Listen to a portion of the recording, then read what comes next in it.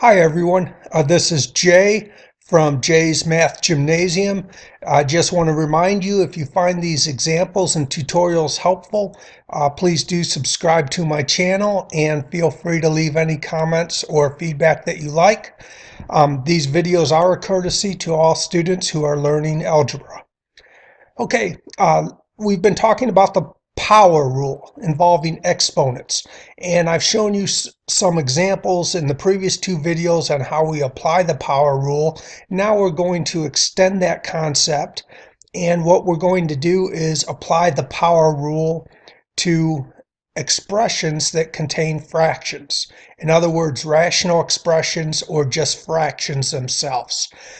When you first see a fraction raised to an exponent, it's natural to become nervous and say, oh, I don't know how to do this.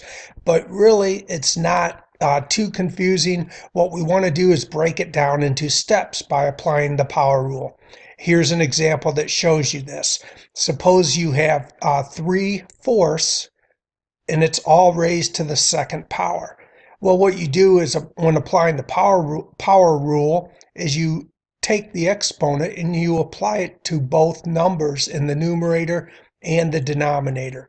So you rewrite it as 3 squared all over 4 squared, and that's your new fraction. And then 3 squared, of course, is 9, and 4 squared is 16. So you would get 9/16 for an answer. Let's look at this example. Similar concept. We have 2/5 and it's raised to the 4th power. So what we do is we rewrite this as 2 to the 4th and 5 to the 4th. When we rewrite it as 2 to the 4th, 5 to the 4th, 2 to the 4th power, and we can multiply it out by hand or use our calculator, we get 16.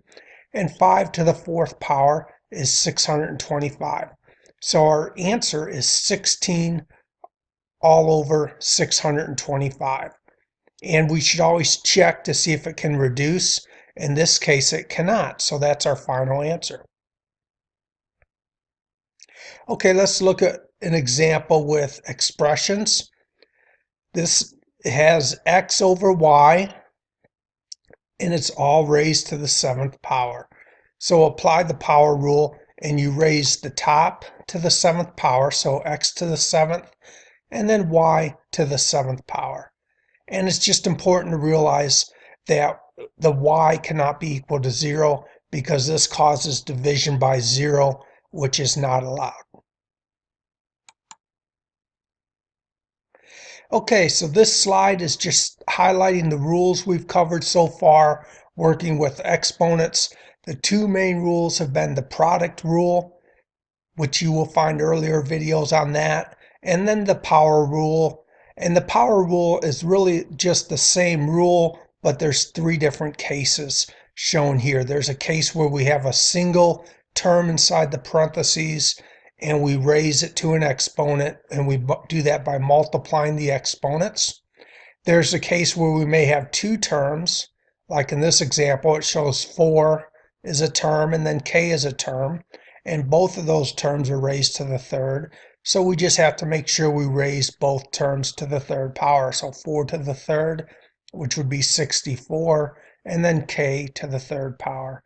And then this is showing your 3rd case with the power rule, and that's when you have a fraction. And what we do is we apply the exponent to both the numerator and the denominator. So in this example, 4 to the 7th power, we raise it to the 3rd. So we get 4 to the 3rd power and then 7 to the 3rd power.